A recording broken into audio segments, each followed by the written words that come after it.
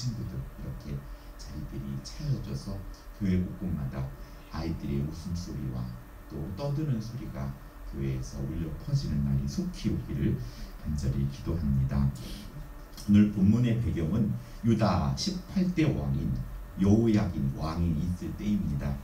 여호야긴의 본명은 엘리야김인데 애굽의 바로 누구와 유다를 종속시키기 위해서 유다 왕의 이름을 여호야김으로 바꾸어 불렀습니다.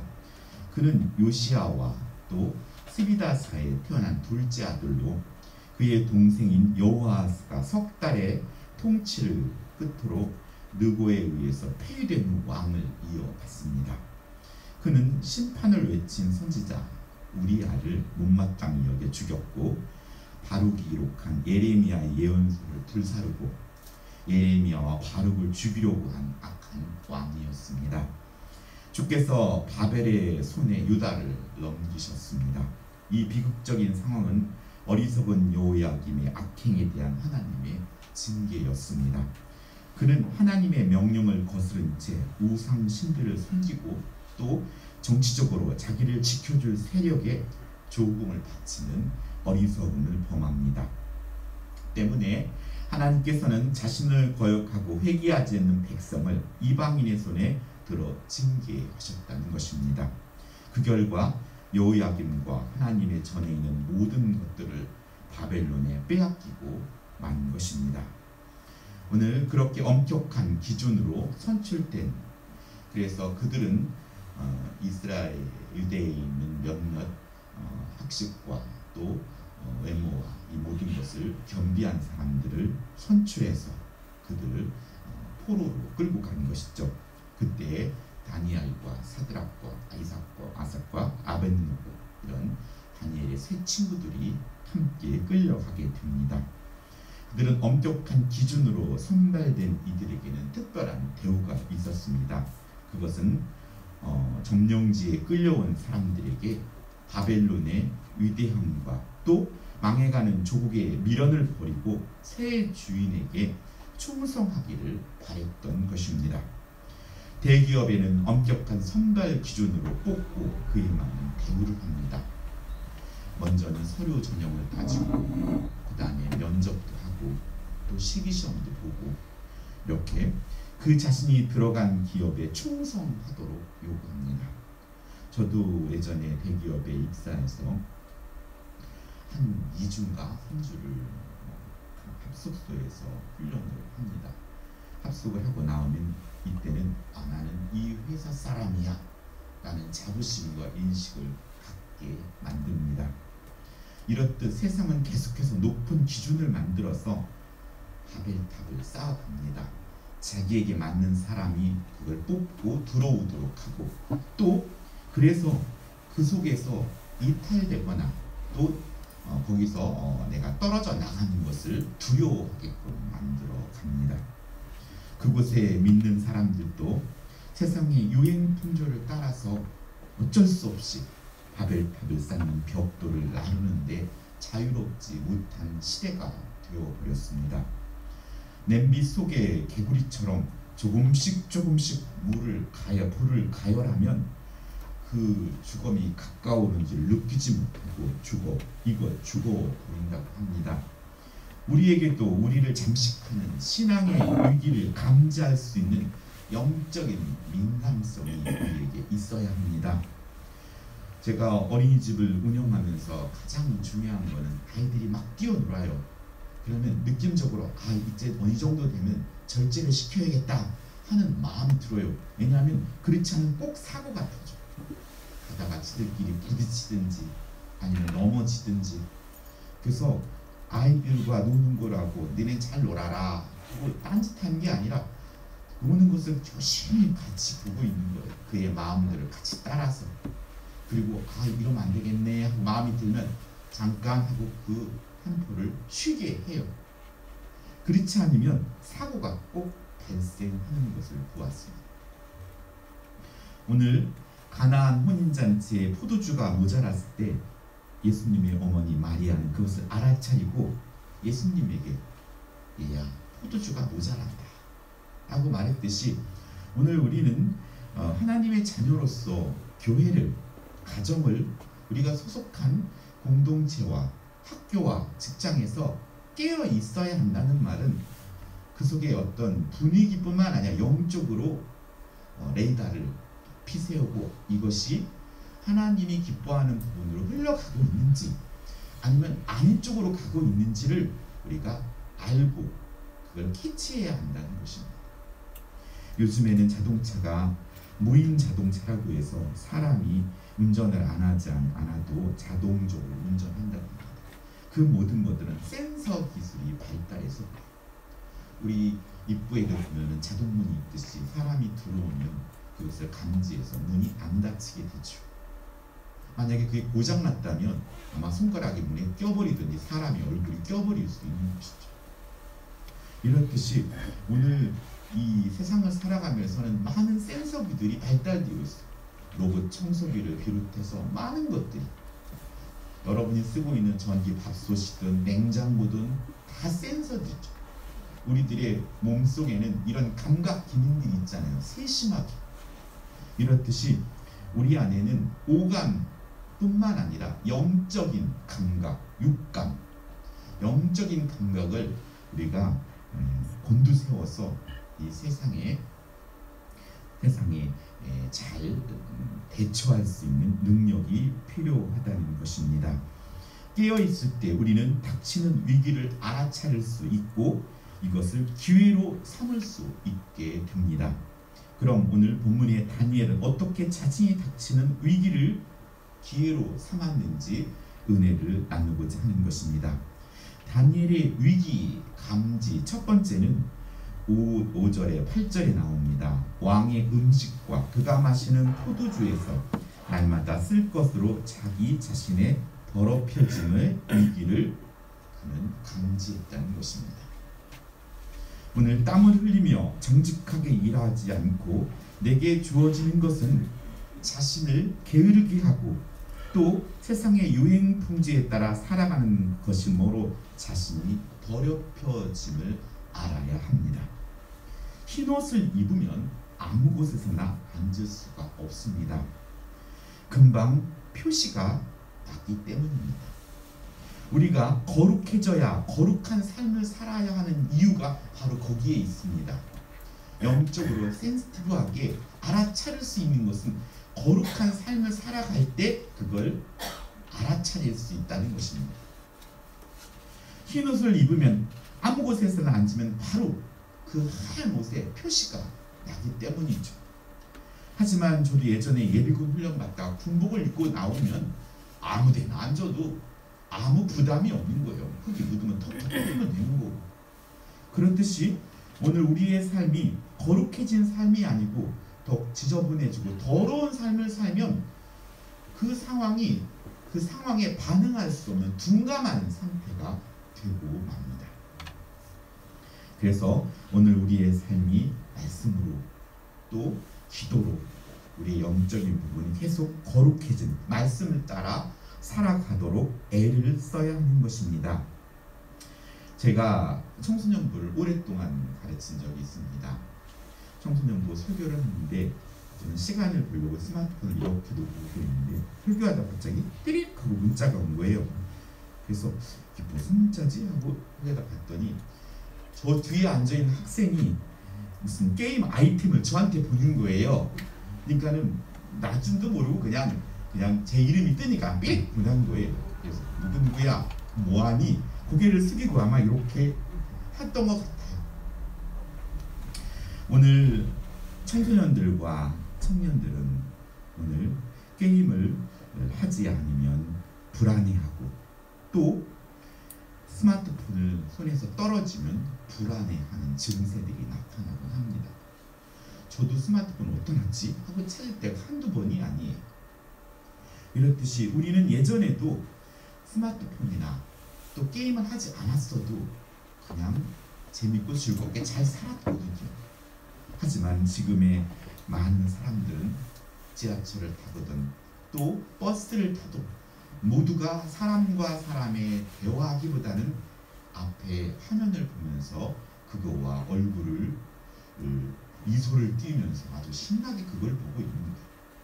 어떤 사람은 갑자기 소리를 지르고 전화통화를 하고 있는 거예요. 블루투스를 끼고 귀에 뭘 꼽았는지도 모르고. 그래서 자신만의 공간에서 무언가 계속 이야기를 하고 있어요. 현장에 있는 사람들과 서로 대화를 하고 교제하기보다는 그냥 가상 공간에 있는 어떤 것과 아니면 멀리 떨어져 있는 어떤 것과 또 영화나 드라마를 보면서 그렇게 혼자 웃고 또 혼자 찡그리고 그러고 있어요. 아마 이런 모습들을 우리가 예전 60년대나 70년대로 싹 돌아간다면 저게 뭐 하는 거지? 사람들이 다 미쳤나? 아마 이런 생각이 들 정도로 사람들은 그 조그만한 화면에 울고 웃고 모든 것이 거기에 집중되어 있어요. 우리는 그런 것을 하지 말라 이런 뜻은 아니에요. 오늘 현대인은 어느 순간부터 세상의 가치관에 중독되어 가고 있는 우리의 모습들을 발견하게 됩니다. 이것이 내가 너무 많이 갔는지 조금 덜 갔는지를 우리는 알고 있어야 한다는 것입니다. 모르고 있는 것과 알고 있는 것은 큰 차이가 있습니다. 주일 성수 믿는 우리들조차도 우리의 자녀들이 공부한다고 하면 주일을 오늘 이번 주 한 번은 어겨도 되겠지 하고 생각할 수도 있고, 또 우리 청년들은 대학생들은 주말 알바나 주일 알바가 더 세니까 야, 알바라는데 이러면서 조금 용납해 줄 수도 있고, 또 직장 생활하는 우리들은 사업이고 직장인데 이렇게 오늘 우리 그런 곳에 관대해질 수 있다는 것입니다. 피치 못할 사정이 있을 때 우리 마음속으로 안타까워하는 마음을 갖고 있는 것이 중요하다는 것이죠. 그것이 우리의 감각이 살아 있다는 것입니다. 그것이 뭐 이래도 되겠지 그러면서 무뎌진다는 것은 영적인 한센병, 문둥병자와 다를 바가 없는 것입니다. 오늘 왕의 음식과 그가 마시는 포도주에서 날마다 쓸 것을 부러워하며 오늘 많은 사람들은 제동력을 상실한 자동차처럼 돌진한다는 거예요. 어쩌면은 오늘 다니엘은 왕의 진미와 포도주를 마다하고 채소와 물을 선택하는데 도리어 믿는 우리들조차도 채소와 물보다는 왕의 진미와 포도주를 더 기대하고 그걸 쫓아가고 있지는 않는지 우리 자신을 한번 살펴보아야 한다는 것입니다. 두 번째 다니엘의 위기 감지는 7절에 환관장이 그들의 이름을 고쳐 다니엘은 벨드사살이라 할 때였습니다.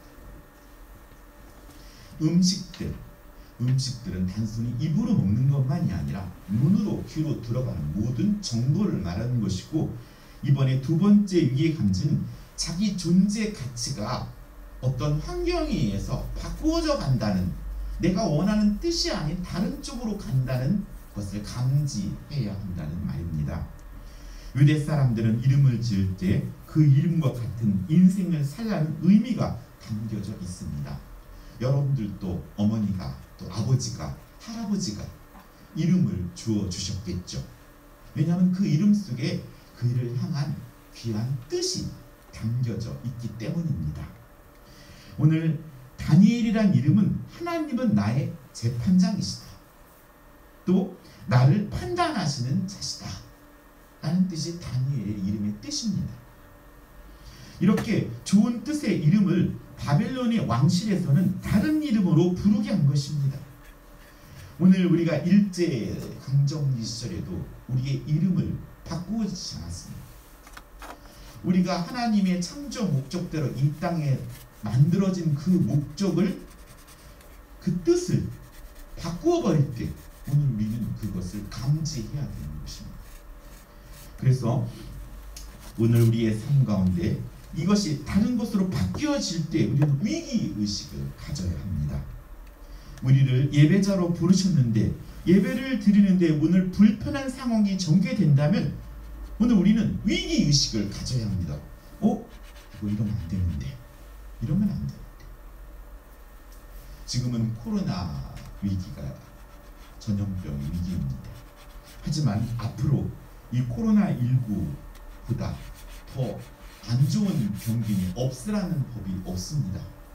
그렇다면 점점 더 나쁜 병균이 맴돈다면 우리는 예배 자리에서 이제 예배를 영원히 드리지 않을 것입니까? 어떻게 해서든지 하나님께 예배하는 모습을 찾고 또 지혜를 모아야 하는 것입니다. 다니엘에게 준 벨드사살이라는 이름은 바벨론이 섬기는 신은 벨이라는 벨을 찬양하는 이름이었습니다. 벨이여 내 생명을 보존하소서 라는 뜻입니다. 오늘 제가 어린이집을 할 때 4살짜리 지금도 기억나요. 장재윤이었던가 아이와 대화를 기억합니다. 두 자매가 같이 성교원에 왔는데 재윤아 너 그 동생이 유주였어. 유주 언니 맞지? 그러면 그 아이는 아주 짜증 섞인 목소리로 고개를 설레설레 들으면서 그래요. 아니에요. 유주 언니 아니에요. 저는 채윤이에요. 걔는 무조건 자기 이름이 채윤인 거예요. 그러면 저는 장난기가 발동해서 채윤아 너 구레지? 아니에요. 저 구레 아니고 채윤이에요. 채윤아 너 사람이지? 아니에요. 저 사람 아니에요. 채윤이에요. 오늘 그는 무조건 아버지 엄마가 불러주었던 그 이름이 자기인 거예요. 자기. 오늘 하나님께서 오늘 우리를 만들어 주셨고 우리를 부르셨던 그 이름이 나인 거예요. 나. 다른 이름으로 불려질 때 나는 싫은 거예요. 싫은 거예요. 그렇듯이 오늘 우리들이 살아가면서 하나님께서 이 땅에 그걸 통해서 하나님이 영광 받으시길 원하는 그 창조의 목적들을 우리 청년들은 찾고 당장은 아니더라도 그 길을 마음에 두고 그 길 쪽으로 가야 한다는 것이죠. 그럴 때 그걸 통해서 하나님은 영광을 받으시고 나는 또 그 수 안에서 보람과 감사를 느끼게 되는 것입니다. 부모님들도 우리의 자녀들을 내가 이렇게 살았으면 좋겠어 하는 기대는 있지만 이제 성인이 되어서 우리 청년들이 짝을 만나고 그가 결정하는 일을 존중해 줄 수 있어야 하고 또 마음속으로 응원하고 기도해 주어야겠지요. 사람들은 더 높은 감투를 위해 명함에 내역을 추가합니다. 무슨 회장, 무슨 대표이사, 무슨 부장, 과장, 대리 등등 이렇게 자랑하지만 교회에 하나님께서 교회를 두신 직분을 귀하게 여기거나 자랑하는 사람은 많지 않습니다. 나는 어느 교회 집사야. 나는 어느 교회 장로야. 나는 어느 교회 청년회장이야. 저도 청년 시절에 청년회장을 오랫동안 했어요. 주일학교 부장도 했고 청년이었을 때 결혼 안 하면 총각 집사 줄게 그랬는데 바로 그 다음에 결혼을 해서 총각 집사는 아니었어. 오늘 우리들의 삶 가운데 하나님께 주신 그 직분들을 자랑스러워해야 되는 것이죠. 그러기 위해서 세상을 살아남고 성공하기 위해서 공부하고 또 스펙을 쌓고 또 때로는 어학연수도 가고 하지만 열심을 내지만 하나님의 자녀의 신분에 맞는 삶과 또 그 직분을 감당하고자 말씀을 배우고 기도하고 또 행함이 있는 믿음을 보이는 것은 조금 부족하다는 사실입니다. 수원에 같이 섬겼다가 지금은 권사님이 되셨고 또 그 남편 되신 분은 장로님이 되신 그리고 그 자녀들이 저희 성교원에 다녔던 분이 그분은 본인이 직장에서 돈을 받거나 이러면 꼭 수화를 배우고 찬양을 배우고 이런 것을 본인이 사비를 내서 배우러 다니시더라고요. 그래서 수화로 찬양을 아이들을 가르치기도 하고 그렇게 어린이 사역에 열심한 분을 보았어요. 오늘 하나님의 자녀의 거룩한 성도보다 세상의 명예와 학벌과 감투 앞에 우리는 융통성 있게 대충 타협하고 어쩌면 뜨겁지도 차갑지도 않은 미지근한 신앙을 할 수 있다는 것입니다. 다니엘은 자신의 이름처럼 하나님은 나의 재판장이시다. 하나님은 내가 하는 것들을 올바르게 판단하시는 분이다. 하나님의 불꽃 같은 눈동자 안에서 나는 살아가는 사람이다. 그 이름을 사랑했고 그 이름처럼 살려고 애썼습니다. 오늘 다니엘서는 특별히 자신의 이름을 바벨론식인 벨드사살이라고 기록하지 않아요. 다니엘은 사드락과 메삭과 아벳노고는 다니엘식 이름, 그 바벨론식 이름. 오늘 우리는 하나님께 이 땅에 우리를 부른 목적을 찾고 그것을 통해 하나님께 영광을 돌리며 살도록 하셨다는 것입니다. 다니엘은 하나님만이 자신의 삶을 판단하실 분임을 믿었던 것입니다. 하나님을 두려워하는 사람들은 세상 사람들을 두려워하지 않을 수 있지만 하나님을 두려워하지 않는 자는 세상의 사람들을 두려워할 수밖에 없어요. 내가 이렇게 하다가는 망하는 거 아닌가? 이렇게 하다가는 이 생활에 내가 도태되는 건 아닌가? 하지만 하나님이 나의 아버지시고 내가 하나님의 말씀대로 온전하게 살아간다면 하나님께서 나를 책임져 주실 거야 하는 믿음이 우리에게 굳건히 있다면 우리는 좀 더 하나님 앞에 당당하고 또 용기 있게 살아갈 수 있다는 것입니다. 세상의 경영도 위기의식을 감지하고 삼성의 이건희 회장은 신경을 통해서 마누라와 자식만 빼놓고 다 바꾸라고 했습니다. 우리의 신앙의 위기를 감지했다면 빨리 그 위기를 벗어나도록 우리는 애써야 합니다. 하지만 그것이 감지되지 아니하면 어떻게 나갈 방법이 없어요. 골든타임을 놓치면 안 된다는 것입니다. 그것은 빠를수록 좋은 것이고, 그럼 다니엘은 어떤 위기를 기회로 바꾸었습니까?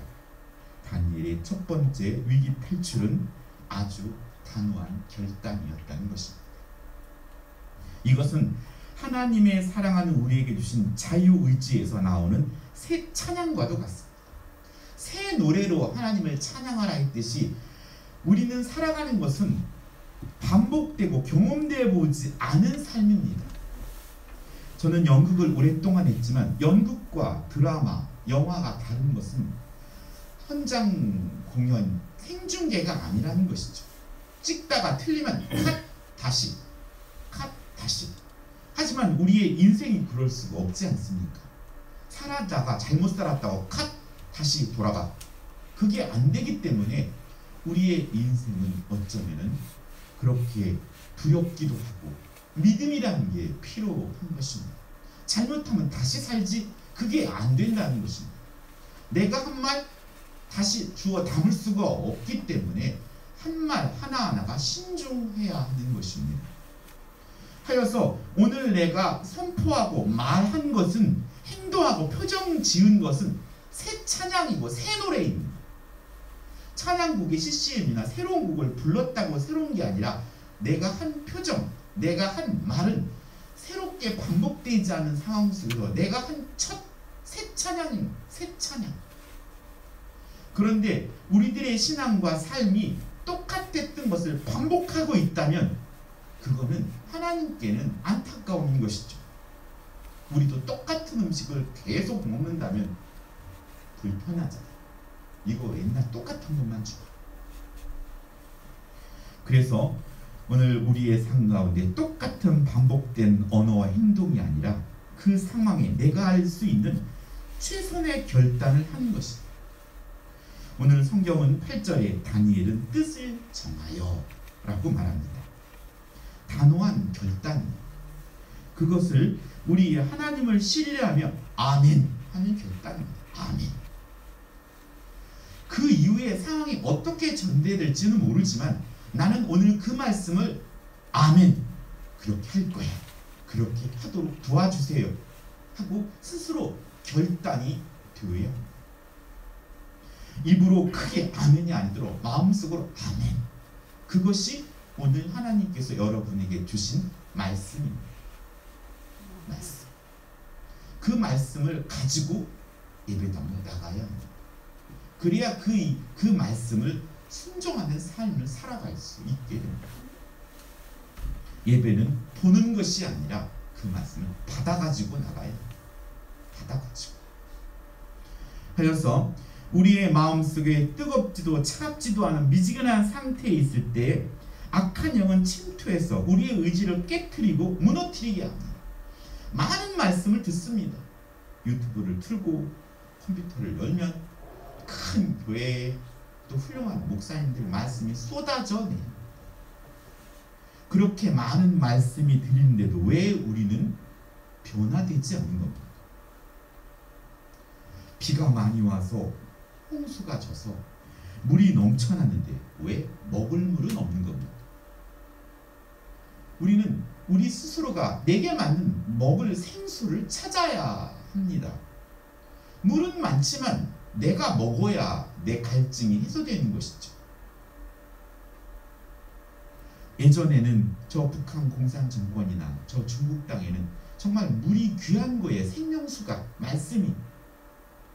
그러니 그 말씀을 사모함이 강하고, 우리도 그랬죠. 60년대 70년대 아기를 등에 업고 어머니가 교회에 와서 눈물을 흘리며 그 마루 무릎바닥에 앉아 기도하실 때 하나님 그 간구한 그 기도 소리를 들으셨다는 것이죠. 오늘 우리는 어떻게 쓰든지 하나님께 예배하는 길은 열려져 있어, 막혀져 있는 것이야. 어쩌면 우리 스스로가 그것을 제한하고 있는지는 모릅니다. 악한 영들은 이렇게 우리가 확신을 가지고 믿음 있게 아멘 하고 뜻을 정하지 않을 때 그 사이를 삐집고 들어옵니다. 그래서 그 사이에 뭔가 두려움을 주고 변화가 아닌 안주를 택하도록 한다는 것입니다. 이런 결단 앞에 사람들은 망설이게 되는 이유 중에 하나가 책임을 지지 않으려는 비겁함이 숨어 있습니다. 그러나 믿음이 성장하려면 이런 두려움의 계단을 믿음으로 올라가야 합니다. 올라가지 않으면 믿음은 성장할 수가 없어요. 초등학교를 마치고 중학교에 가고 고등학교로 가고 대학교로 가고 요즘 또 대학원도 가고 박사학위도 받고, 뭔가 학위 자체가 문제가 아니라 내 스스로가 그에 따른 실력을 내가 추구해야 되는 것이지, 학위 자체만 갖고 현장에 가면 바로 표신할 수밖에 없는 것이죠. 너 나 축구 잘해, 해봐. 그러면 바로 표시가 나죠. 뭐 가지고 공 차보면 아는데 바로. 그렇기 때문에 오늘 우리들의 삶 가운데 믿음이란 계단을 조금은 힘들고 어렵지만 올라가야 우리의 신앙이 성장하고 그 성장에 따른 기쁨과 감사를 우리는 깨닫게 되고 하나님의 사랑을 더 깊이 있게 우리는 깨닫게 됩니다. 연애도 비슷합니다. 사랑하는 청년 여러분, 용기 있는 자가 사랑하는 사람을 얻을 수 있습니다. 뜻을 정하고 용기 있게 자신의 마음을 전달하는 것입니다. 결혼 생활도 오래한 부부도 말씀을 들으며 주시는 감동이 있다면 예전에 했던 패턴이 아니라 새 노래를, 새 언어를, 새 표정을 시도해야 합니다. 아마 그렇게 표현하면 에이 이상해, 하던 대로 해 하고 말지 몰라요. 하지만 그것에 안주하지 말고 결단했다면 그거를 계속 진행해야, 그랬을 때 우리의 관계는 더욱더 발전할 수 있게 됩니다. 이렇게 단호한 결단은 바로 행동으로 이어지고 8절에 왕의 음식과 그의 마시는 포도주로 자기를 더럽히지 아니하리라 하고 자기를 더럽히지 않도록 환관장에게 구하니 라고 말씀합니다. 결단을 하면, 확실하게 결단을 하면 행동으로 이어지게 되어 있습니다. 하지만 확실한 결단을 안 하면 행동으로 나오지 못해요. 그래서 하나님께서 환관장으로 하여금 9절에 하나님이 다니엘로 하여금 환관장의 은혜와 긍휼을 얻게 하신지라. 아멘 하며 믿음으로 그렇게 뜻을 정했더니 하나님께서 형통하게 사람을 움직여서 작업을 하시는 거예요. 어릴 적에 아이들에게 돈을 주어서 저 가게에 가서 뭘 사오도록 심부름을 시킵니다. 조그만 아기가 손에 1,000원짜리를 들고 가게로 가면 부모가 내버려 둡니까? 뒤를 살살 쫓아갑니다. 위험한 건 없나? 잘 진짜 가게로 들어가나? 왜? 지켰지만 그 아이를 보호하시는 하나님의 눈길, 사랑이 그를 지켜보고 있다는 것입니다. 하나님의 눈이 우리를 보고 있다는 거예요. 오늘 우리는 그것을 의식하지 않고 살아간다는 것입니다. 오늘 우리는 지금까지 관례 또 이루어지지 않은 것들을, 부정적인 것들을 상상하며 그런 것들을 우리에게 적용시키며 변화의 부정적인 요소로 우리는 합리화합니다. 그래, 그냥 이렇게 하자. 굳이 나서서 뭐해. 그래서 군대 가면 야, 잘하지도 말고 못하지도 말고 중간만 해. 근데 저는 중간만 하진 않았어요. 열심히 했어요. 열심히. 근데 제 아들한테는 열심히 하란 말이 안 나오더라고요. 그게 부모 마음인 것 같아요. 하지만 부모 마음은 열심히 하는 것이 참 뜻이에요.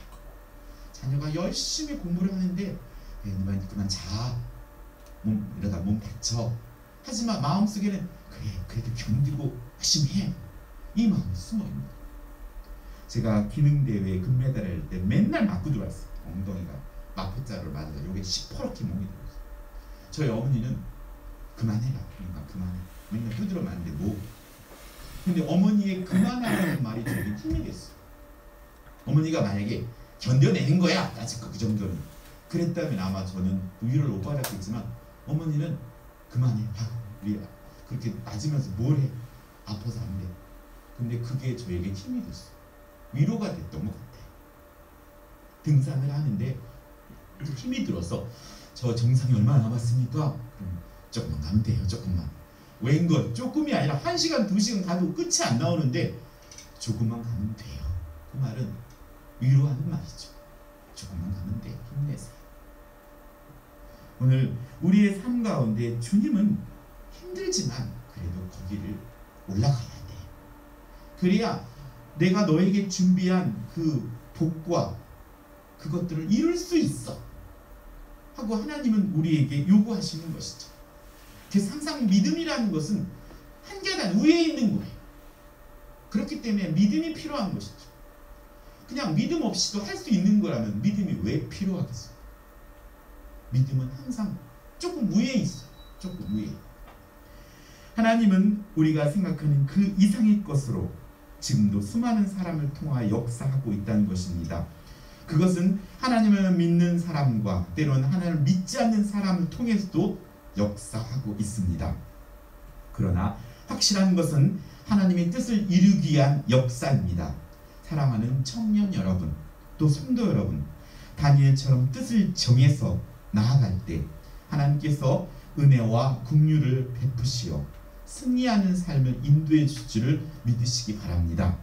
우리가 예수님을 영접할 때 우리를 하나님의 자녀가 되는 권세가 우리에게 주어졌다고 약속했습니다. 우리는 하나님의 자녀입니다. 우리 아버지는 삼성의 회장이야. 우리 아버지는 현대의 아버지야.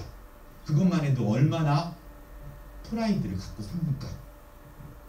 근데 우리 아버지가 하나님 아버지야. 온 우주를 창조하신 아버지야. 아울러 이렇게 아들 예수님을 통해서 십자가를 통해서 사랑을 확증하셨어. 자녀가 되는 권세를 주셨지. 십자가의 죽음을 통해 내가 널 이렇게 사랑한다고 보여주셨지.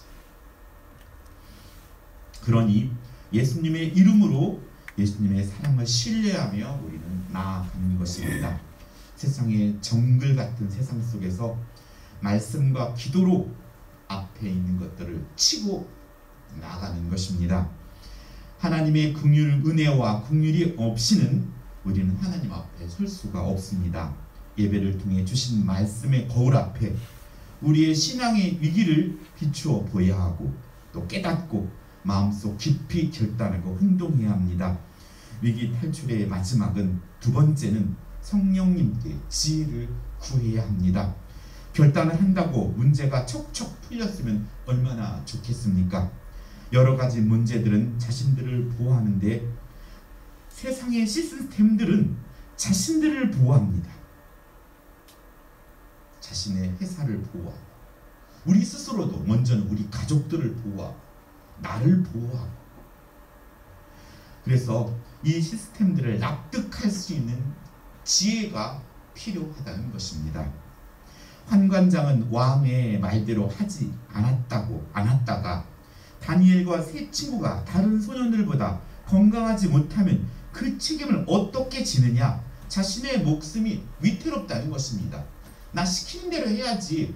너희들 만약에 이 멋진 좋은 음식 먹지 않고 니들이 말하는 채소와 물을 먹고 너희들이 건강이 안 좋아지면 그 책임이 누가 져야 돼? 내가 져야 돼. 내가. 안 돼. 시키는 대로 해. 시키는 대로 해. 그때 그런 장애에 부딪힙니다. 이렇게 반대해 보실 때 포기하지 말고 적극적으로 우리를 도우시는 성령 하나님께 지혜를 구해야 합니다. 다니엘은 환관장 말고 자신을 감독하는 감독자를 만나서 12절에 13절 이렇게 말씀하시죠. 청하오니 당신의 종들을 열흘 동안 시험하여 채식을 주어 먹게 하고 물을 주어 마시게 한 후에 라고 말합니다. 당당하게 한번 보세요. 제가 열흘 동안 물과 채소를 먹고 나서도 이들보다 건강하지 않다면 제가 왕의 침이야 포도주 먹을게요. 이렇게 당당함에 대안이 있어야 하는 것이 대안. 당신 앞에 우리의 얼굴과 왕의 음식을 먹는 소손들의 얼굴을 비교해 보아서 당신이 보는 대로 종들에게 행하라는 것입니다. 다니엘이 구한 지혜 속에는 불신자인 감독에게 타당한 제안이었습니다. 허나 다니엘에게는 모험이었죠. 이제부터 기도하며 똑같은 상황이 불리한 환경임에도 불구하고 하나님이 원하는 결과물을 얻어내야 했던 것입니다. 이런 상황은 상황에 끌려가는 것이 아니라 상황을 주도해 나가는 리더의 모습입니다. 우리의 상황이 세상에 끌려가는 것이 아니라 이제 자신이 하나님 신 지혜를 가지고 이렇게 할 테니 한번 견주어 보십시오. 그럼 이제 시선이 이쪽으로 향한 게 아니라 다니엘과 세 친구에게 시선이 모아진 거예요. 자, 쟤들이 열흘 동안 이 풍성한 음식을 먹지 않고도 더 건강하고 한지 보자. 그렇게 오늘 교회는, 우리 남서울교회는 이 지역의 시선을 모을 수 있어야 하는 거예요. 여러분도 직장에서, 사업장에서 능력과 실력을 인정받으며 사람들의 시선이 나에게 쏠리도록 해야 돼. 이것은 단순한 세상적인 인기를 말하는 것이 아니고 사람들을 옳은 대로 돌아가게 하려는 선한 의도에서 말이죠. 하여 오늘 그 제안 앞에 왕의 음식 대신 채소를, 포도주 대신 물을 선택했어도 하나님이 함께 하시는 것이 복이죠. 하나님이 함께 하셔야 돼요. 그냥 말로, 세상 말로 객기를 부린 것이 아니라 이제 말로 선포했으니 이제 하나님께 간구하며 기도하며 삶을 살아내야 하는 것입니다. 이렇게 구했더니 오늘 14절 16절에 그가 그들의 말을 따라 열흘 동안 시험하더니 하고 기회가 주어졌고 우리에게 열흘간의 기회가 생긴 것입니다. 여러분의 삶에 100년이라는 열흘간의 기회가 생긴 거예요. 그 증명한 기회가. 어떻게 왕의 진미 대신 채소를 먹고 포도주 대신 물을 먹으며 왕의 진미와 포도주를 먹은 사람보다 더 건강할 수 있는지 예수님을 믿는 우리들은 세상에 보여줄 수 있어야 합니다. 세상의 명품을 두르고 세상의 유행 풍조대로 살아가는 방식이 아닌 하나님을 찬양하고 예배자로 살아가는 것이 행복한 삶이요 복된 삶이라는 것을 불신자들에게 보여줄 수 있어야 합니다. 또 우리의 청년들에게, 우리의 자녀들에게 보여져야 합니다. 그렇게 될 때 세상은 우리의 말에 귀를 기울이게 될 것입니다. 열흘 후에 그들의 얼굴이 더욱 아름답고 살이 더욱 윤택하여 왕의 음식을 먹는 다른 소년들보다 더 좋아 보인지라. 그리하여 감독하는 자가 그들에게 지정된 음식과 마실 포도주를 제하고 채식을 주니라. 불신자인 감독이 볼 때 왕의 음식을 먹는 다른 소년보다 채식과 물을 먹은 다니엘의 얼굴이 더욱 아름답고 살이 더욱 윤택하다고 말씀합니다. 고기나 포도주나 안 좋고 채식주의가 좋다, 이런 뜻을 말하는 것이 아니고 하나님을 의지하며 하나님이 그곳에 복을 주셨을 때 그것이 복되어진다는 말씀입니다. 오늘 불신자들인 감독이 볼 때도 왕의 음식이, 왕을 먹은 음식 다른 소년들보다 채식과 물을 먹은 그 다니엘의 얼굴이 더욱 윤택하게 보였고, 왕의 음식을 먹지 않았지만 왕의 신하인 감독이 인정하는 삶, 그래서 우리는 불신자들과 함께 이 땅에 살고 있습니다. 그들과 떨어져서 저 중들처럼 산속에 들어가 살 수가 없고, 우리는 이 지역에, 세상 속에 여러분은 살고 있습니다. 그 속에서 여러분이 하나님의 당당한 자녀로 인정받길 소원합니다. 오늘 하나님은 우리를 향한 계획이 있습니다. 그 계획은 하나님 말씀 앞에 우리가 뜻을 정하고 하나님의 도움을 요청하는 삶입니다. 그런데 하나님의 계획을 무시하고 우리는 빨리빨리 라는 그 속에서 우리는 하나님과의 관계의 시간을 잃어버릴 때가 있습니다. 오랜 시간 함께한 사람은 더 깊이 있는 대화를 통하여서 서로를 알아가게 됩니다. 그렇기 때문에 부부는 닮아간다는 말이 있고, 여러분이 예수님을 10년, 20년, 30년, 40년 믿었다면 우리는 더 많이 예수님을 닮아가 있어야 합니다. 왜냐하면 같은 것을 생각하고 같은 음식을 먹고 같은 가치관 속에 같이 살아간다면 우리는 닮아갈 수밖에 없는 것이죠. 우리가 예수 그리스도를 닮아가는 우리 재건교회 우리 청년들과 우리 성도님들이 되기를 예수님의 이름으로 축복합니다. 하여서 매 삶이 주님과의 데이트의 시간들이 되게 하시고, 해서 예배가 단순히 음식을 먹는 것처럼 먹고 뚝딱 끝나는 게 아니라, 먹자, 밥 한번 먹자 하는 거는 모여가지고 아무 말 없이 밥 먹고 헤어지고, 그게 아니라 밥을 먹으면서 교제하고 이야기하고 나누듯이 정해진 예배 시간을 통하여 하나님 말씀 듣고 하나님과 교제하고 또 하나님의 자녀들과 같이 교제하고, 이것들이 예배입니다. 오늘 끝으로 다니엘서 12장 3절 말씀처럼 많은 사람들을 주께로 옳은 대로 돌아오게 하는 자는 하늘의 별과 같이 빛나리라고 말씀하십니다. 다니엘은 실제로 위기를 기회로 삼았고, 그에게 하나님은 학문을 주셨고 모든 서적을 깨닫게 하시는 지혜를 주셨고, 또한 모든 환상과 꿈을 깨달아 알게 하여 주심으로 말미암아 그는 성경에 왕이 판단하기에 그 지혜와 총명이 온 나라 박수와 술객보다 10배나 나온 줄을 알았더라 라고 말씀합니다. 10배나 영재가 된 거예요. 영재, 실력이 달인이 된 거예요. 그 삶 속에. 또한 그의 그 복이 짧게 끝난 것이 아니라, 성경 오늘 마지막 절에 뭐라고 말합니까? 고레스 원년까지, 고레스 왕 원년까지 있으리라 라고 고백합니다. 그는 오랜 왕들을 거치면서 그가 높은 지위에 있으면서 선한 영향력을 끼치는 복된 사람으로 살았던 것을 볼 수 있습니다. 오늘 우리 모두에게 알게 모르게 신앙의 위기가 다가옵니다.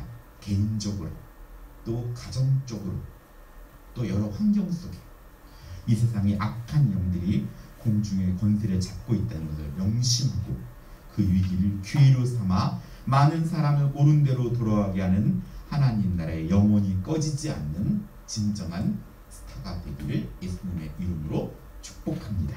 기도하겠습니다. 사랑과 은혜가 충만하신 아버지 하나님, 저희 남서울교회 소망인 우리 청년들을 보내주심을 감사드립니다. 주의 권능의 날에 주의 백성이 거룩한 옷을 입고 즐거이 헌신하니 새벽 이슬 같은 주의 청년들이 주께 나오는도다 말씀처럼 사랑하는 청년들이 즐거워하고 기뻐하는 교회가 되게 하시고 재건 남서울교회 보내신 하나님을 기억하고 삶의 자리